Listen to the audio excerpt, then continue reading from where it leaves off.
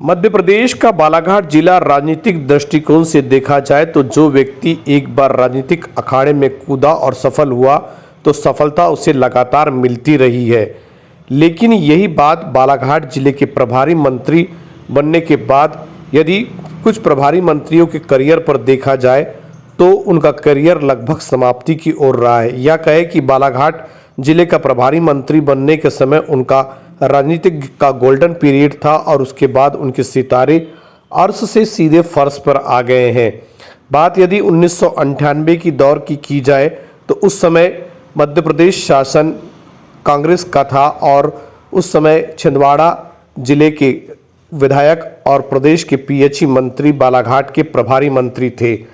दीपक सक्सेना साहब बालाघाट के प्रभारी मंत्री रहे, लेकिन उसके बाद वर्ष 2003 में वे चुनाव हार गए। वर्ष 2008 में चुनाव जीते, लेकिन प्रदेश में भाजपा की सरकार बनी। 18 में उन्हें फिर मौका मिला और वे चुनाव जीत गए, लेकिन उन्हें अपने ही राजनीतिक के साथी और तत्कालीन मुख्यमंत्री कमलनाथ के लिए अपनी सीट छोड़नी पड़ी।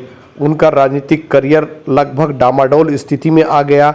इस बात को देखते हुए उन्होंने पिछले विधानसभा चुनाव से पहले भाजपा का दामन थाम लिया।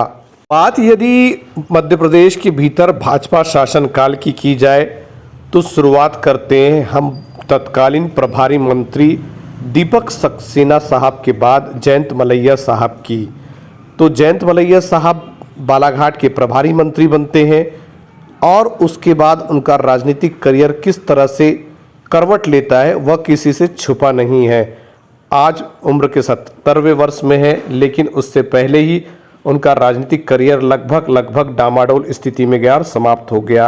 बात यदि इनके बात की जाए तो छिंदवाड़ा जिले के पांडुर्ना विधानसभा क्षेत्र से विधायक रहे स्कूल शिक्षा राज्य मंत्री नानाभाऊ मोहर साहब, ये भी बालाघाट के प्रभारी मंत्री बनाए जाते हैं और उसके बाद बालाघाट से प्रभारी मंत्री का करियर शुरू होता है और राजनीतिक का करियर समाप्त होने की ओर आ जाता है। ये चुनाव हार जाते हैं और उसके बाद आज वर्तमान स्थिति आप किसी से छुपी नहीं है।